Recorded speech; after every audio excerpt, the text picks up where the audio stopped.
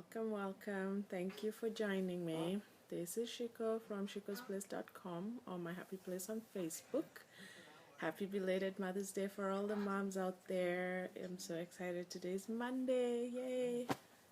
Um, so I've been very excited about this topic. I'm starting a new series today and it's going to be maybe maybe 3 or 4 days long, but we'll see. We'll see as it goes. So, as we know, we are a group of phenomenal women, and most of us are moms.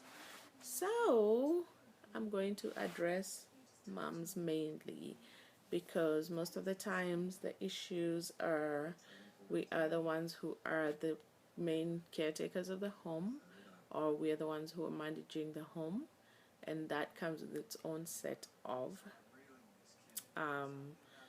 challenges, right? So one of the things I found that I cannot do lately is time manage. It's been crazy. So I normally do my groceries on Mondays, and lately it's been I can't get to the grocery store. Like literally, I'm getting there on maybe Tuesday or Wednesday, and it's been driving me nuts. So I need to do something to get that back in track. So I thought I'd come on live and share some of the tips that I've tried before and help myself along as I help you, right?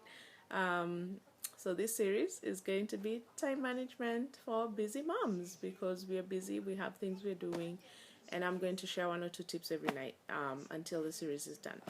So today we're going to do the first 2 tips, and tip number 1, which is pretty much the starting point of everything, is you gotta have a plan, right? You have to plan. You have to have like a system of where you're going, how you're going, when you're going, all those nice things. And as somebody who's running a household, if you do go out of the home to work, it's even more stuff you're doing. If you have kids, it's even more stuff. Husband, even more stuff. So really, you have like a full plate. So the first thing we're going to talk about is how to create a schedule or a routine based on what your needs are. And like I said, you need a plan. So for me, my schedule or my routines are like the kids in the morning, getting errands done, which is like the groceries, going to the bank, going to the post office, kids activities. Like my daughter has track, so I need to be able to plan for how is she getting there, when is she getting back, who's picking her, and all those nice things, right?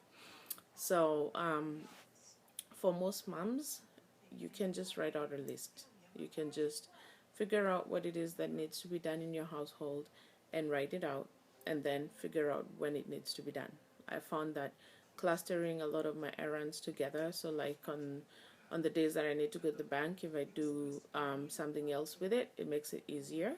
If you have like the kids who are going for the activities, if you have somebody else who's going and you don't have the time to get there, I mean, carpool, get somebody else to go with them, or you do the going with them and then do switch off. That always seems to work for me too.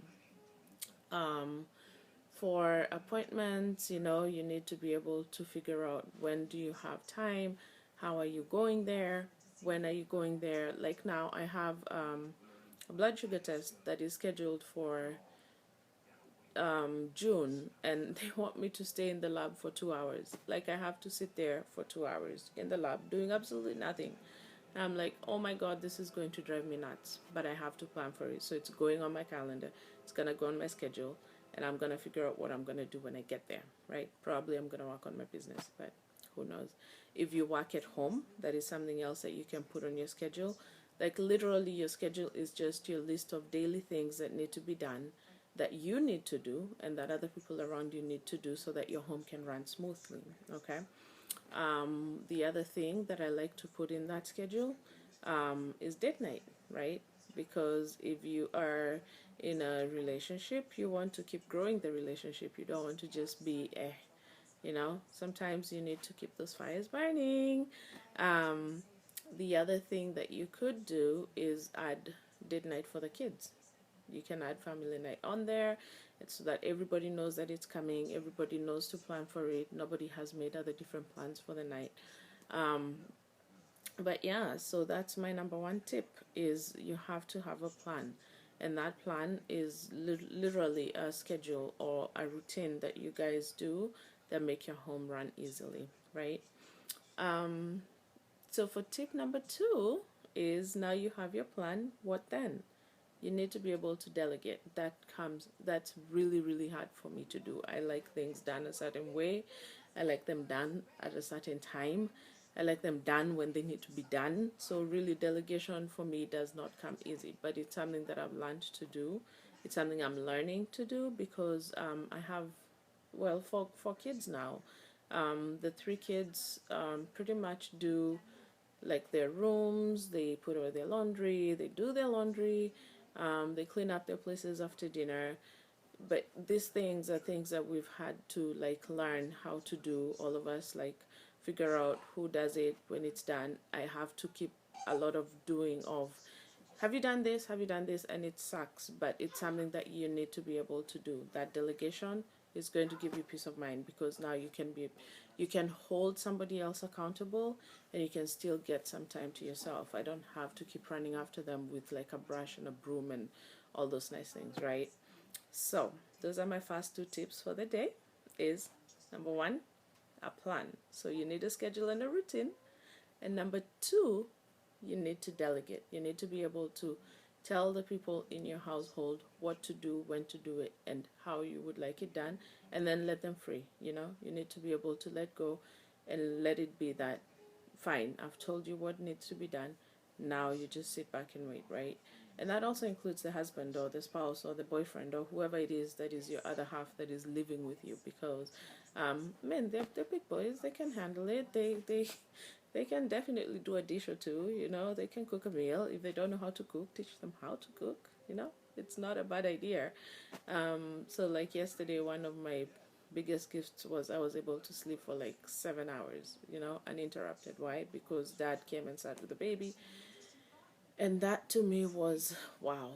I haven't had a straight night's sleep since we came home with the baby. So it's been at least 2 weeks, right? So those are my tips for tonight.